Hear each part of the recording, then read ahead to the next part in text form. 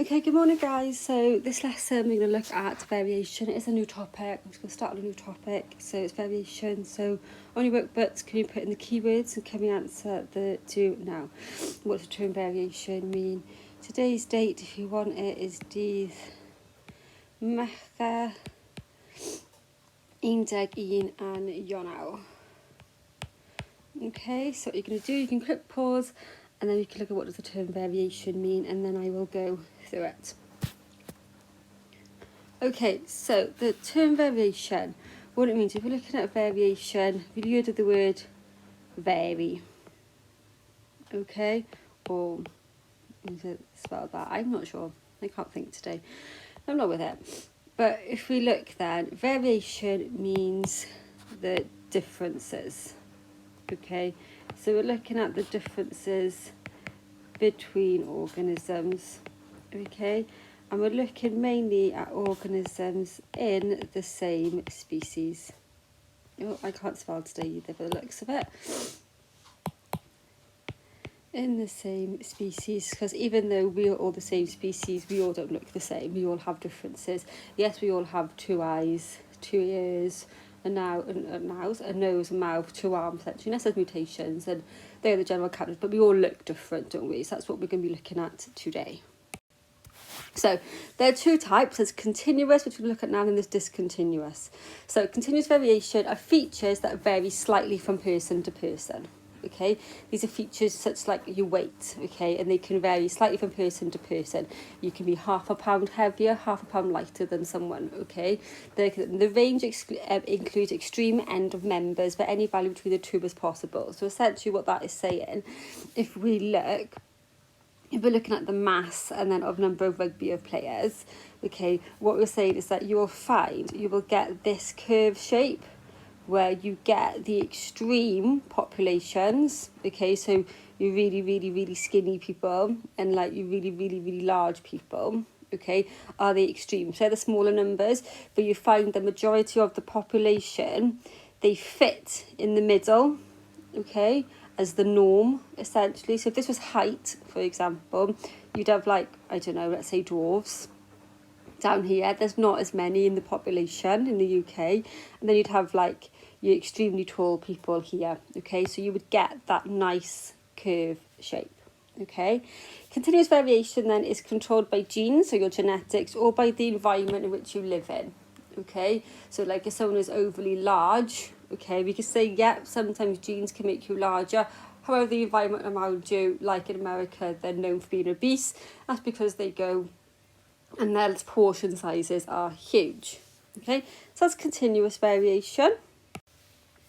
If you look at discontinuous variation, then there's a limited number of possibilities, okay, and you fit into one group or another. So the example that I like to use is blood group. In your blood group, you're either O, A, B, or AB. You can't be anything else. You can't be, well, today I'm O, but then tomorrow I'm going to be A. It doesn't work like that. You are in a set category, and that's the category you are in. And there's no possibilities in between. The feature doesn't change during your lifespan. Okay, so it's just whatever you are. And it's controlled by your genes only. So we could do eye colour, for example, as well. So your eye colour, you're either going to only have blue eyes. Okay, it's not going to change in my life. I'm not going to wake up tomorrow morning and have brown eyes. Right. Okay, so I've got examples then for you. So if you press pause, okay, in the table, can we put in whether the examples are continuous or they are discontinuous? So press pause now for me and then give it a go, and then I will go through the answers. Right, okay, so if we're looking at the ability to roll the tongue, okay, that would be discontinuous because you can or you can't. You can't sometimes, okay? So ability to roll your tongue. Okay, then we've got weight. Okay, that would be continuous because exactly that, the weight can be half a pound. It can be length of your fingers. Okay, that would be continuous.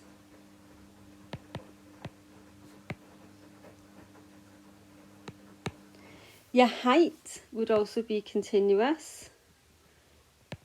because no set categories, because you could be 170.1 centimetres, for example. Blood group, so we've done them. Blood group would be discontinuous. That was the example that I used. Shoe size would be discontinuous, because if we looked at a graph of it, we would have a graph and we'd have size 6, size 7, size 8, size 9. I'm just drawing. Okay, for example, you can't be like, well, sometimes with 6, it's your shoe size would be discontinuous. Eye colour, discontinuous, because you're in a set category. And then your length of your foot. Okay, if you measured the length of your foot. Okay, so they are the answers for. So, variation then, we said we have continuous variation, discontinuous variation, but we also then have genetic variation and environmental variation. Okay, so genetic variation are characteristics that are determined by the genes inherited from their parents. Okay, so they're what we get. So we've looked at like your Punnett squares and inheritance and the possibility of having blue eyes, brown eyes, depending on your parents' genotype. Okay, so that is the genetic variation, and that's how siblings look different as well. Environmental variation then is the environmental conditions that an organism lives and grows in causes differentiation between organisms. Okay, so I like to do a lesson, I haven't got it on here, where I have photos of me and my sister, because you know we're twins. Okay, we're identical twins, so our genetics, we are exactly the same. If you were to look at us, we're the exact same, we have the same genes. And I have photos of us as children, and as we're little, we look the exact same. You can't tell us apart. Even I struggle to tell me apart, and it's a photo of me. And even I don't know who I am. But you will see, as we get older, we look less and less alike. And the reason that is not because our genes have changed, because they're not going to change, it's because the environment around us has made us look different to each other. So like I've got longer hair, she's got shorter hair, for example. And then I've got more piercings than she has. I've got like a scar that she hasn't got on my forehead. So we have environmental variation then. When we're back in school, obviously I'll show you those photos. It's quite nice, so we can try to work out who I am. So environmental variation does play a massive impact as to how you can look different as well, not just your genetics. So in a review then, quickly put pause, okay, and then I would like us to go through this then. So press pause and we'll go through it. Okay, so let's go through the answers. I'm going to change the colour quickly, just not in black, and then I'm going to write them down here. So, continuous variation. What is continuous variation? So continuous variation are features that vary slightly from individuals. From each individual. Okay. Number 2 then, sketch a continuous variation graph. So if we're going to have the graph here, okay, we would get that shape, okay, but our bars then would be touching, okay, so we'd have our bars coming up looking like that. And then we get the extreme populations on the ends and then the most common in the middle. Number 3, what is discontinuous variation? So where the features are in limited categories. So you're either going to be blue eyes, brown eyes, okay? You can't be like, well, I'm in between. Number 4 then, sketch a discontinuous variation type graph. So we've got our graph, and we would have the bars separate from each other. Okay, they wouldn't be touching because it's set categories, they're not continuous, they don't flow together. And then question 5, what is genetic variation? So it's variation determined or controlled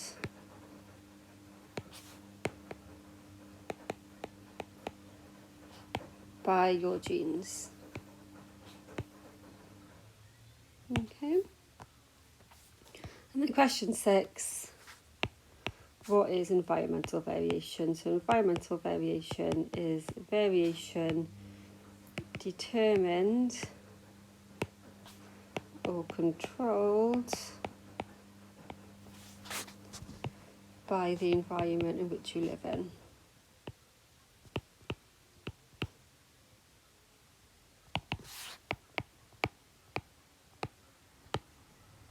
Okay, live in. Okay, we could also add that continuous variation is controlled by genes and the environment. So both of those types of variation. And then discontinuous is controlled by your genes only. Okay. Right.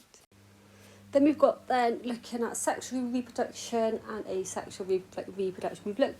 We've touched upon this already through mitosis and meiosis, so it's quickly just going over it. So sexual reproduction causes us to get genes from both mum and dad. Okay, we inherit mixtures of features from mum and dad, and then we know the females produce sex cells, okay, gametes called eggs, and males produce sex cells called the sperm. And then the sperm and the egg fuse together to make offspring in fertilisation. And that's where then we get genes from mum and from dad. Because if we know through meiosis, both of them contain, the sperm and the egg cell contain half the number of chromosomes. We get half from mum and we get half from dad. Nothing new there, stuff that we know already. Asexual reproduction then are offspring produced in this way, get all their genes from just one parent. Okay, so they have the exact same genes as their parent, and they're all clones. Okay, so essentially that's like in mitosis, where we said then that it's asexual because we have the one cell and we're producing identical cells. Okay, we want them to be identical in mitosis. They're replacing cells that are either damaged or for growth. There's stuff that we know already. Okay, we don't just need sex cells. Okay, individual cells will just split into two. Okay, like an amoeba or bacteria. Okay, so amoebas and bacteria, they reproduce asexually. You only need one of them. Okay, so like when we're looking now at like this virus, etc., they reproduce asexually. So all you need is one virus in your body, and it will duplicate and it will replicate on its own. Okay. Okay, so very quickly then, press pause and then tell me what asexual reproduction is and what sexual reproduction is. Stuff that we've done already, so be nice and easy for you. Okay, so let's go through answers. Asexual reproduction then is reproduction from one parent. Okay, do we get variation from this? I know I'm talking to myself, but I will ask a question. Do we get variation from this? No. Okay, we get no variation. Essentially, they are clones or identical to parent.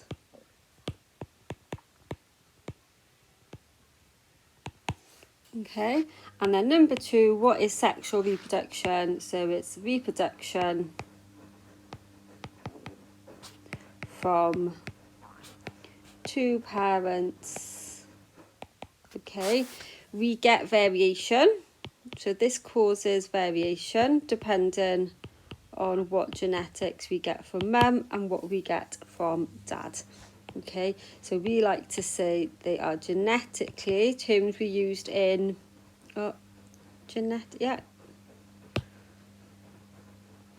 that's right. Genetically, I couldn't spell that, I got really confused.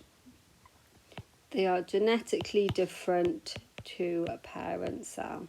Okay, to the parents. Yeah? Right, now we're going to look at mutations. Okay, so mutations are forms of genes that can be caused due to changes in existing genes. Okay, so during fertilization, during the process of mitosis, we can have random arrangement and where we can cause slight mutations. These changes can occur naturally and due to chance. This is due to genetic mistakes during fertilization. Okay, so which we will look at. These changes are called mutations, and they happen in nature and result in organisms that differ from their parents. And these differences can be a variety of things. Okay, so it's not just going to be it's not going to be the obvious as well. It can be slight differences. So one mutation we can look at are albinos. Okay, albinos occur due to mutations in their genetics. Okay, it's because their body lacks a gene that gives them the pigment colour. Okay, they haven't got melanin to give them pigment in their skin colour, so they have then the white hair, etc. So, but it's not just humans. Okay, all species can be albino. So here's examples of different animals that are albinos. I quite like the squirrel. He looks very cute. Okay.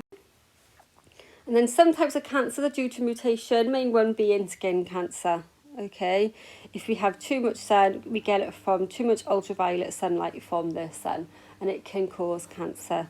Nice fact for you, okay, is that when you actually burn, it's because the cells in your body have actually realised when you've been in the sun for too long, they've realised how they've absorbed too much ultraviolet sunlight. So they realise then like something bad could happen. So what they do then, essentially they destroy themselves from the inside and they burn, and that's why then you peel. Okay, people then who tend to get skin cancer, it's not because they've gone out and they've burnt, it's because they've gone and had like excessive use of sunbeds, where they've done like 10 minutes for like every day, where they've not had enough in like a short period of time to burn for themselves to realise actually I've got too much UV in my inside the cell. So that's how then skin cancer mainly develops. But nice fact for you, so when you burn, it's your body's way of protecting you from getting skin cancer. Things that cause mutations are called mutagens. Mutagens include ultraviolet light, some chemicals, and ionising radiation. The radioactive fallout from the accident at Chernobyl caused mutations in local babies. They found after Chernobyl, nuclear power station exploded, they found then that even like women who were pregnant or even after who were exposed to the amount of radiation were finding their babies had mutations on them. Okay, so that's why many people are against nuclear power stations. They can ask you ethically why are people against nuclear power stations, like a 1-mark question, and it's because that they can cause mutations. Okay, so I've got it written out for you. Can we just fill in the gaps with the answers? I've got the words there. Okay, can we then just press pause and fill out the answers? Lovely. Okay, so it says new forms of genes can be caused due to changes in existing genes. These changes can occur naturally and due to chance. This is due to genetic mistakes during fertilization. These changes are called mutations.